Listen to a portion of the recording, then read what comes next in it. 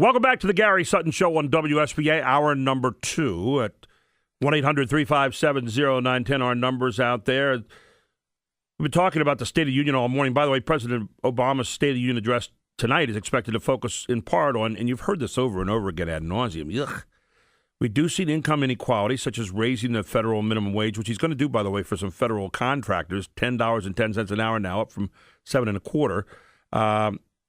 Food stamps. Congress is debating cuts to food stamps. So an anti-poverty programs out there. The president's going to be talking about that tonight. We want to talk about it this morning, especially with regards to food stamps, where 1 in 7 Americans are now covered by food stamps. With us this morning is Dr. Mihai Nadin, author of Are You Stupid? The New Face of Food Stamps, Working Age Americans, and he joins us here this morning on the Morning News. Dr. Nadin, great to have you on the show. Yes, good morning. Thank you. We look at food stamps in this country right now, and food stamp participation since 1980 has grown the fastest among workers with some college training, a sign that the safety net is stretched further to cover America's former middle class. What do you see in all these numbers out here on food stamps? Good or bad for the country? And if not good, where do we go with them? It is unfortunately pretty bad because, number one, as Americans, we care for each other, so there is no way that we can ignore the fact that there are some people who are facing problems and they need help. That's the first aspect. But then there is the other aspect that we are no longer looking at poverty with the sense of responsibility, but rather putting on a pair of glasses that are political. And depending upon which politics you would like to represent, the glasses will help you see whatever you want to see, such as, yes, indeed, we have at this moment over 47 million Americans who get assistance with to pay for food. 47 million is a very large number. What does it mean that they are depending on this help? It means that over the last 30 years, we contributed to making them dependent instead of stimulating them to become more and more independent. In other words, the notion that we are a caring society, we care for each other, is wonderful. But the notion that we care for each other and make some of the members of the society dependent upon the government, that's by far not very encouraging for the future of the United States. Dr. Nadin, in a first, and I was reading this in this article the other day, the new face of food stamps, working age Americans, in a first, working age people now make up the majority in the United States households that rely on food stamps. That's a switch from a few years back when children and the elderly were the main recipients, right? Yes, that is a major change. We knew that only a couple of years ago, 2 years ago, 25% of the children in the United States were living in poverty. And living in poverty, especially when you are very young, is not going to be conducive to your development to become an active member of the society and a productive member of society. But now people who are active in society, who are working in society, are sometimes not able to meet the demands of the existence in a society such as ours. And that is a signal that we're failing in addressing the new labor, the new requirements of what does it mean to work in a day and age when there is less and less work, and there are more and more people who are very interested in maintaining the highest possible standard of living. Dr. Nadin, what's to contribute to this then? You know, if we say, okay, let's take this new narrative out there just for a moment in theory and say, okay, we've got this inequity in the country. We got this gap between those who are making a lot and those who are making less. What has contributed to that over the years if you buy into that? And if you don't buy into it, what's the other side of the coin? No, I don't buy into it, and I apologize for somehow contradicting my host. It's never a very polite thing to do. Oh, no. I like when people think, and you're obviously thinking, and I want to hear your point of view, so that's very important. Don't feel bad about that at all. In this new day and age in which we live, poverty is monetized. What does it mean poverty is monetized? We look at where is the money that we can redistribute in order to justify some measures that in the end will make really the rich richer and the poor poorer. Because at the very low end, let's think about it. This food stamp program is in the first place contributing a lot to the farmers. That was even one of the initial intentions. But it's not only the farmers. Keep in mind that on Black Friday, 80% of the people who were fighting to buy cheap products that they don't need were people who were on food stamps.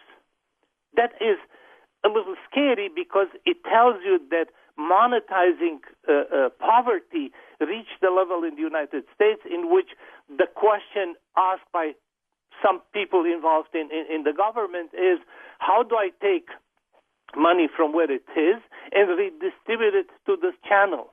The Bush phone, which then turned into the Obama phone, was one of those examples.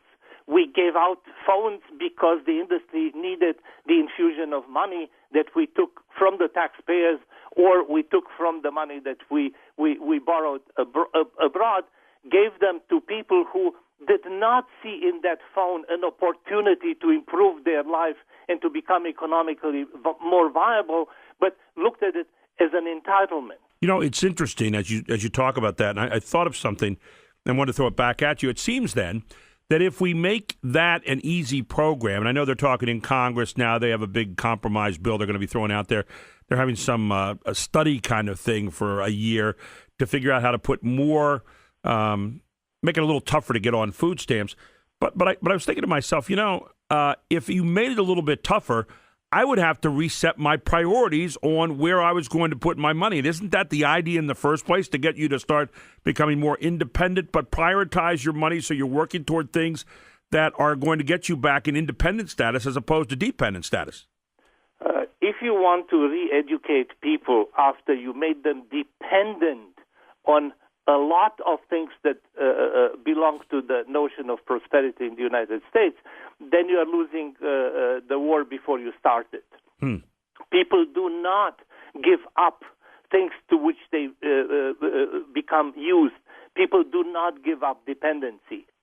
From my viewpoint, from the viewpoint that I'm arguing for in my book, is I want to empower the people. I want the people to look at what is it that I can do in order to improve myself and not to become dependent. And that's the part that we don't want to do. You are talking about this bill that will pass these days, today, tomorrow, one of these days, right, because it's politically convenient.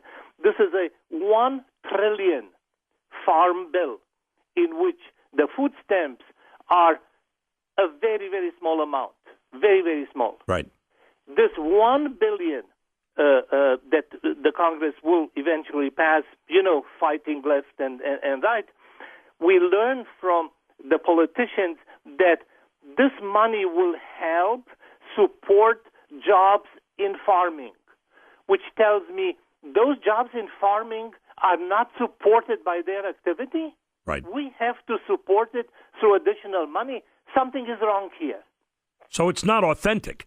In other words, if something is working authentically, honestly, truthfully, and it's able to support itself, you have a business, for example, that is working and there's a supply and a demand for what you're making, then things are fine. But if you have to constantly put in supports, which is what we talk about with farming, and not to diss on the farmers at all here, we're not doing that. But again, there's something wrong there, isn't there? It is wrong to the extent that, I go back to my book, when I'm making the parallel between the United States and the Soviet Union, and I talk about the risk that our country that we love and respect so much might implode like the Soviet Union. So when I make this parallel, I keep in mind, for instance, what do you think did the Soviet Union with their agriculture?